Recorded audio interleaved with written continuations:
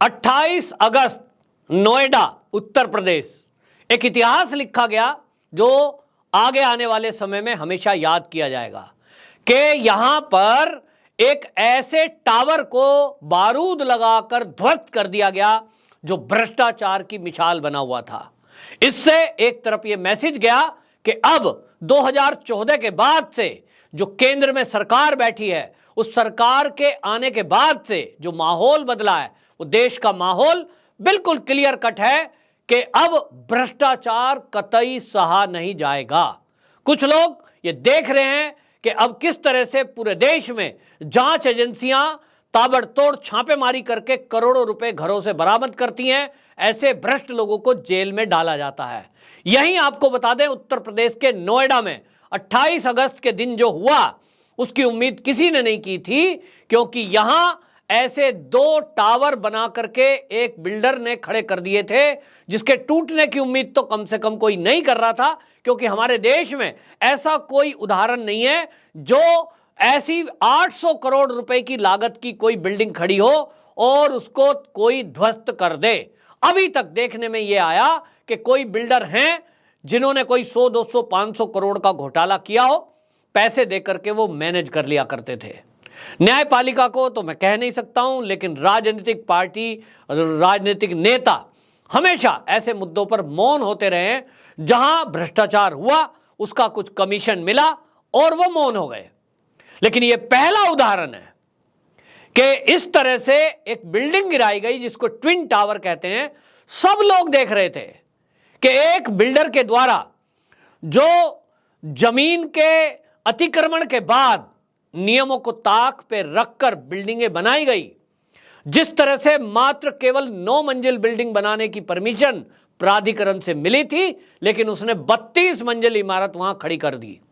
भ्रष्टाचार के कारण से अधिकारी उसको परमिशन देते चले गए। पार्क की जमीन में भी बिल्डिंग बना दी गई। और यही कारण था कि इस मुद्दे को लेकर के कुछ राष्ट्रभक्त लोग, कुछ ईमानदार लोग न्यायपालिका की शरण में गए और उन्होंने कहा कि देखिए, सरकारों की मिलीभगत से एक भ्रष्टाचार हो रहा है कि जो 2 टावर हैं उनके बीच की दूरी कितनी रखी जाए वो नियम तय है, और उसके बीच में एक पार्क बनना था जिसको समाप्त कर दिया गया और पार्क की जगह में भी टावर खड़ा कर दिया गया। जो मकान मालिक हैं उनको जब मकान बुक उन्होंने किया था, ये बताया गया था कि 9 मंजिल टावर बनेंगे। एक उसमें ऐसे 11 टावर बनाए जाएंगे एरिया में, और उनके बीच में उनके बीच में नियम अनुसार 16-16 मीटर का गैप रहेगा। यानी ये नियम है कि आप अगर टावर बनाते हैं जिनकी ऊंचाई 9 मंजिल और 9 मंजिल से ऊपर होती है, उन 2 टावर के बीच का 16 मीटर का फासला होना चाहिए कि कभी किसी कंडीशन में टावर गिरे तो दूसरे टावर का नुकसान ना हो। दूसरा, हवा और धूप उसका भी वहां पर आना जाना, उसकी व्यवस्था हो सके। लेकिन यहां सुपरटेक बिल्डिंग का जो बिल्डर था, उसने जब ये बिल्डिंग बनाई तो ये 16 मीटर जो गैप रखना था 2 टावर के बीच में, इसको मात्र 9 मीटर कर दिया। बाकी जमीन में टावर खड़े कर दिए। शुरुआत में जो टावर बनाने के लिए 2005 में परमिशन मिली थी, वो मिली थी 14 टावर और एक शॉपिंग कॉम्प्लेक्स बनाने की। लेकिन बिल्डर ने जमीन के लालच में ये 14 के बजाय इसको 16 और फिर बाद में 17 कर दिया। यानी 14 के बजाय 17 टावर बनाए गए। तो आप समझ लेंगे कि जब बीच में जो गैप रखना था वो कम हो जाएगा जब टावर की संख्या बढ़ जाएगी। और जो ऊंचाई है वो तय थी 9 मंजिल, लेकिन उसको बढ़ा करके इन 2 टावर में तो 32 मंजिल तक कर दिया गया। और इसी के खिलाफ लोगों ने आवाज उठाई, मामला कोर्ट में पहुंचा। और इस सारे मामले के बाद जो अब इसका अंत हुआ वो ये हुआ कि बारूद लगा करके उस पूरी बिल्डिंग को धराशायी कर दिया गया। लोग ताली बजा रहे थे, लोग खुश थे कि सरकार बदलने से किस तरह से चीजें बदलती हैं। योगी आदित्यनाथ एक तरफ जो भ्रष्ट लोग हैं उनकी संपत्तियों पर बुलडोजर चला रहे हैं, लेकिन लोगों ने पहली बार देखा कि अब बुलडोजर के साथ साथ बम विस्फोट भी, यानी बारूद का विस्फोट भी करके उन बिल्डिंगों को गिराया जाएगा। यह देश में अपने आप में पहला मामला है कि 32 मंजिल इमारत और पास पास खड़ी हुई दो इमारतों के बीच जिस तरह से सुरक्षित बिल्कुल उन इमारतों को गिराया गया है, इसके बाद अब यह माना जा रहा है कि मोदी सरकार और उत्तर प्रदेश की योगी सरकार बुलडोजर के साथ साथ अब विस्फोटकों का भी इस्तेमाल कर सकती है, क्योंकि ये एक नए तरीके का काम शुरू हो गया है। हालांकि देश में छुटपुट पहले भी इस तरह के विस्फोट करके बिल्डिंगों को गिराया गया है, लेकिन आमतौर पर ऐसे दृश्य विदेशों में देखे जाते थे, क्योंकि बुलडोजर से गिराना, एक या दो मंजिल इमारत को तो आप गिरा सकते हो, इतनी बहुमंजिल इमारत के 9, 10, 12 और 32 मंजिल किसी ने खड़ी कर दी हो तो उसको कैसे गिराया जाए, उसके लिए यही विधि तरीका होता है जो पूरे टेक्निकल वैज्ञानिक तरीके से बारूद को इस्तेमाल करके बिल्डिंग को ध्वस्त करना। तो कुछ लोग कह रहे हैं कि ये बिल्डिंग ना गिराई जाती तो 800 करोड़ का जो इसमें बिल्डिंग में लगा था मटेरियल और जो इसका खर्चा था वो बच जाता। कोई कह रहे हैं इसमें हॉस्पिटल बना लेते, कोई कह रहे हैं साहब इसको ऐसे ही कुछ भी छोड़ देते तो प्रॉपर्टी का नुकसान बच जाता। तो मैं आपको बता दूं, इसके लिए ये बताना जरूरी है, जैसा मैंने कहा 9 मंजिल की परमिशन मिली लेकिन उसको 32 मंजिल तक बढ़ा दिया गया था। इसका मतलब आप समझते हैं कि उसका जो बेसिक स्ट्रक्चर है वो 9 मंजिल के लिए बनाया गया, लेकिन उस पर सरिये लगाकर आपने उसको 32 मंजिल तक हाइट बढ़ा दी। तो इसका खतरा किसको था? किसी भी दिन जरा सा भूकंप या जरा सी कोई दिक्कत, और आज नहीं तो कल ये स्ट्रक्चर कमजोर होना ही था कि 9 मंजिल के बजाय अगर आप 32 तक खड़ा कर देंगे तो किसी दिन तो ये बिल्डिंग गिरती। लेकिन जब वो बिल्डिंग गिरती, अगर इसमें लोग रह रहे होते, जो लोग कह रहे हैं इसको हॉस्पिटल बना देते, कोई कह रहा है इसको कुछ कर दिया जाता, तो जब ये खड़ी होती और इन बिल्डिंगों में लोग रह रहे होते तो सोचिए पैसे के साथ साथ जान का कितना नुकसान होता। और तब लोग कहते कि ये बिल्डिंग बन रही थी, तब लोग कहां थे? लोग सवाल उठा रहे होते। हालांकि जब ये बिल्डिंग बननी शुरू हुई, जब ये नोएडा प्राधिकरण ने इसको परमिशन दी, उस समय समाजवादियों की सरकार थी और समाजवादियों की सरकार में इस तरह से भ्रष्टाचार का बोलबाला था। वो कितना बोलबाला था इसका अंदाजा इसी से आप लगा लीजिए कि किस तरह से नियमों को ताक पे रखकर धड़ाधड़ नोएडा के अंदर और देश में उत्तर प्रदेश में बिल्डिंगें बनाई जा रही थी। बिल्डर मनमानी कर रहे थे और अधिकारी पैसा लेकर इस मामले में लोगों की जान से खिलवाड़ कर रहे थे। सरकारी संपत्तियां इसी तरह कौड़ियों के भाव बेची जा रही थी, पार्कों में बिल्डिंग बनाई जा रही थी।